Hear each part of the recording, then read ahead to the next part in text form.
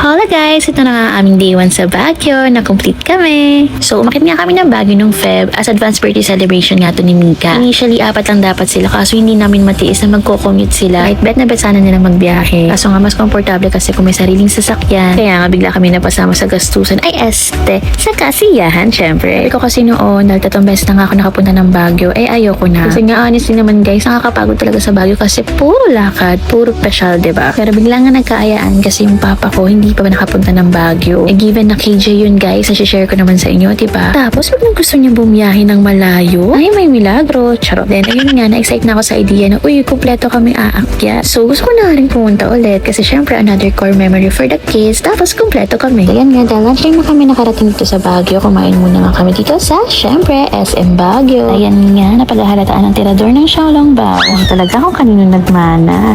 At ayan nga, during bayaran time, akala ko naman kung ano nang hinuhugot. Senior ID lang pala.